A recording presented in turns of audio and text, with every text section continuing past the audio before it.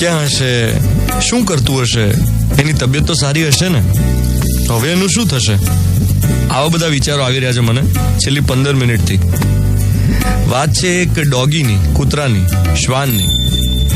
મિર્ચીના studio પર થોડા સમય પહેલા એક કૂતરીએ બચ્ચા આપ્યા હતા. એમાંથી 2-3 મોટા થયા અને હવે રોજ સવારે જ્યારે હું સ્ટુડિયો પર આવું ને ત્યારે મારી પાછળ પડે.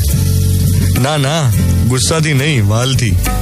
કારની પાછળ દોડતા હોય છે એ રીતે નહીં.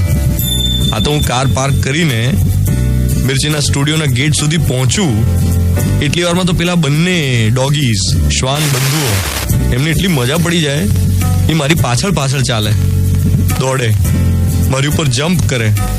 ને હું દર વખતે એમને કહું, મને આદત છે, જ્યારે પણ કોઈ ડોગીઝ મળે એમની સાથે હું વાતો કરતો, મને આદત છે, એટલે હું એમને કહું કે બસ હવે આ શું પાછળથી જમ્પ કરો છો, પાછળથી હુમલો કરો છો રોજ, ચલો.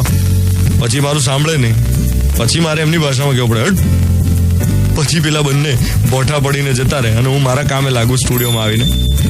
હવે ગઈકાલે સવારે અમારા ઇલેક્ટ્રિશિયન કે પેલા એનિમલ હેલ્પલાઇન વાળાનો કોઈ નંબર છે તમારી પાસે, કોઈ જીવ દેવા વાળા નંબર આપો ને. મેં કહ્યું કેમ? તો કે પેલું કૂતરું હતું ને એના પગમાં કોઈ તોફાનીએ તાર બાંધી દીધો છે, એનો પગ આખો સૂજી ગયો છે. મેં કીધું હમણાં એનિમલ હેલ્પલાઇનમાં ફોન કરીએ. તો પછી એ જ પ્રોબ્લેમ, સવારમાં 7 વાગ્યામાં કોઈ આવી હેલ્પલાઇન, એનિમલ હેલ્પલાઇન કામ કરતી નથી. સવારે ફોન કરો તો ના આવે એ લોકો, એમને ઓફિસ આવર્સમાં જ કામ હોય. હવે વળી આજે સવારે મેં એમને પૂછ્યું અમારા ઇલેક્ટ્રિશિયનને કે ક્યાં ગયું પેલું કૂતરું, તો કે ખબર નહીં, દેખાતું જ નથી ગઈકાલથી. હવે મને વિચાર એવો આવે છે કે પેલું ક્યાં ગયું હશે, શું કરતું હશે, કોઈ ખૂણામાં પડ્યું ક્યાંક કણસતું હશે, માણસોને મનોમન કોસતું હશે કે રે માણસ, તું કેટલો સ્વાર્થી છું, તારી મજા માટે તે મારા પગમાં તાર બાંધ્યો, હવે આ તાર બાંધીને તને શું મજા પડી. આવું ઘણી વાર છે ને હોળીના ટાઈમે કરતા હોય છે લોકો. હોળીના ટાઈમે તમે જો ગાય કે કૂતરા પર રંગ છાંટે, કેમ ભાઈ? તારાથી સબળા માણસ તને રંગવા નથી દેતા, એટલે તું તારાથી નબળા પ્રાણીને પકડે છે. આ તો પરપીડન વૃત્તિ થઈ. હોસ્ટેલમાં આવું થતું હોય, રેગિંગમાં જુનિયર સ્ટુડન્ટ્સને સિનિયર્સ ધમકાવતા હોય, કામ કરાવી લેતા હોય. આખી પરપીડન વૃત્તિ છે. ઘરમાં સાસુઓના અણબનાવ જે થતા હોય ને એમાં પણ ઘણીવાર આ વૃત્તિ જોવા મળે, બીજાને દુઃખ આપીને પોતે ખુશ થવું.